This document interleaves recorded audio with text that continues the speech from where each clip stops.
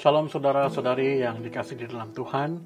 Selamat bertemu lagi dalam YouTube channel Hope Media Sabah dalam program Renungan Saat Indah bersama Tuhan. Dan pada hari ini kita akan membahas ataupun merenungkan satu lagi tajuk firman Tuhan yang bertajuk Pekerjaan Kotor. Mari kita semua tunduk kepala dan kita bersatu di dalam doa. Tuhan kami yang di surga, terpuji nama Tuhan, kesempatan yang Tuhan berikan kepada kami pada saat ini untuk mendengarkan dan juga merenungkan akan firman Tuhan. Terima kasih ya Tuhan, dimanapun kami berada, Roh Tuhan beserta dengan kami, agar firman ini boleh menjadi pedoman dalam kehidupan kami bersama-sama. Terima kasih ya Tuhan, dalam nama Yesus kami berdoa, amin. Nah, saudara yang dikasihi di dalam Tuhan, ketika kita melihat orang-orang yang melakukan ataupun orang-orang yang bekerja dalam persekitaran yang kurang bersih ataupun kotor, apa yang timbul dalam pikiran kita? Apa yang kita pikirkan? Apakah kita merasa jijik? Atau mungkin kita ingin muntah? Atau mungkin di sebaliknya, kita malah berbangga dengan mereka karena mampu dan sanggup melakukan pekerjaan yang seperti itu. Bekerja dalam keadaan persekitaran yang kotor ataupun kurang bersih, yang mungkin bagi kita sesuatu yang meloyahkan, sesuatu yang boleh membuat kita ingin muntah. Dan ternyata mereka mampu dan sanggup untuk melakukan pekerjaan seperti itu. Bayangkan seorang pekerja kebersihan yang kerjanya harus membersihkan kawasan jagaan mereka. Tidak kira banyakkah, sedikitkah sampah ataupun mungkin kotoran yang ada. Oleh karena tugas, oleh karena kerja, oleh karena itulah pekerjaan mereka, maka mereka melakukannya. Dan mungkin kita akan merasa jijik dengan pekerjaan mereka. Tetapi apakah kita pernah terfikir bahwa ternyata orang-orang ini, mereka senang dan rela melakukan pekerjaan mereka ini demi untuk mencari sesuap nasi ataupun mencari nafkah. Walaupun mungkin keadaannya sangat-sangat menjijikkan. Nah, mereka harus berhadapan dengan bermacam-macam jenis kotoran setiap hari demi untuk mereka boleh mencari nafkah, demi untuk mereka boleh menyara kehidupan keluarga, bahkan kehidupan mereka sendiri. Tidakkah kita terfikir bahwa ternyata pekerjaan ini sebenarnya adalah satu pekerjaan yang lebih susah berbanding pekerjaan yang hanya duduk di office, dan sebenarnya harus juga mendapat penghargaan ataupun upah yang mungkin lebih banyak. Nah, mungkin saya tidak ingin membanding-bandingkan, tetapi setiap pekerjaan itu memiliki kesusahannya sendiri, memiliki kesulitannya tersendiri. Kalau mungkin pekerjaan di office, mereka memiliki kesulitan untuk berpikir. Sementara mereka yang bekerja di tempat-tempat yang mungkin kurang bersih, kesulitannya itu adalah berhadapan dengan keadaan seperti itu. Tetapi terkadang kita kurang untuk memberikan penghargaan kepada mereka-mereka ini yang berusaha untuk memastikan keadaan ataupun lingkungan kita itu tetap terjaga, tetap menjadi bersih. Nah, pernahkah kita masuk ke tandas awam? Saya yakin kita semua pernah masuk tandas awam. Dan saya yakin kita semua pernah masuk tandas awam yang ada penjaganya, dan kemudian mereka meminta bayaran 20 sen, 30 sen, 50 sen, bahkan mungkin Rp1. Kalau Anda pernah jalan-jalan di One Borneo Hypermall, di One Borneo Hypermall paling kurang adalah 50 sen. Tapi ada juga satu tandas yang sedikit eksklusif dengan bayaran Rp1. Maksudnya yang 50 sen itu mungkin tidak terlalu menyelesaikan, sementara yang Rp1 itu adalah tandas yang sedikit lebih menyelesaikan. Nah, Pernahkah kita mengeluh masuk tandas awam harus bayar? Nah, mungkin ini juga pernah terjadi dalam kehidupan kita, di mana kita pernah mengeluh mau buang air kecil, mau buang air besar pun sekarang harus bayar. Padahal itu adalah tandas awam. Nah, saudara, kalau kita tidak bayar, siapa yang akan membersihkan? Siapa yang akan memastikan bahwa tandas itu tetap bersih? Dan orang-orang yang menjaga tandas ini, mereka lah yang membersihkan tandas ini, mereka lah yang memastikan tandas ini akan berfungsi. Dan dengan bayaran 30 sen, 50 sen, 1 ringgit kita itulah upah mereka.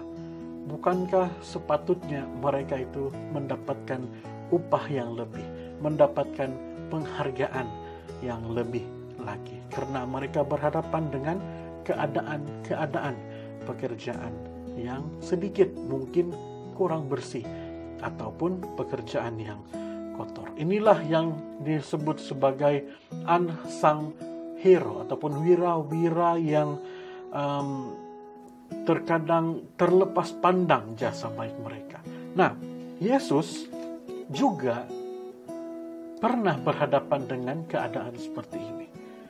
Ketika Yesus berada di dunia suatu ketika dahulu, Yesus dia tidak bergaul dengan orang-orang yang kaya, orang-orang yang tinggi pangkatnya. Tapi ternyata Yesus pergi bergaul dengan mereka-mereka yang orang-orang kaya itu anggap adalah orang-orang yang hina. Pendosa, yang memiliki penyakit kusta, yang buta, dan pelacur, banyak lagi. Semua itu adalah orang-orang yang menjadi tempat di mana Yesus menunjukkan pelayanannya di dunia suatu ketika dahulu. Dan terkadang banyak orang yang memandang serong dengan perbuatan Yesus. Pada waktu itu, para ahli Taurat memandang serong dengan pekerjaan ataupun pelayanan Yesus. Mengapa kalau dia adalah seorang Tuhan, kenapa dia harus bergaul dengan orang-orang yang berdosa? Kenapa tidak bergaul dengan orang-orang seperti kami, kata orang Taurat, pada ahli Taurat, yang adalah orang-orang yang bekerja di Ka'bah? Nah, tindakan Yesus ini adalah satu tindakan yang boleh memberikan contoh kepada kita, bahwa pekerjaan pelayanan itu harusnya tidak hanya dimonopolikan oleh mereka yang memiliki kemampuan ataupun keuangan yang melebihi.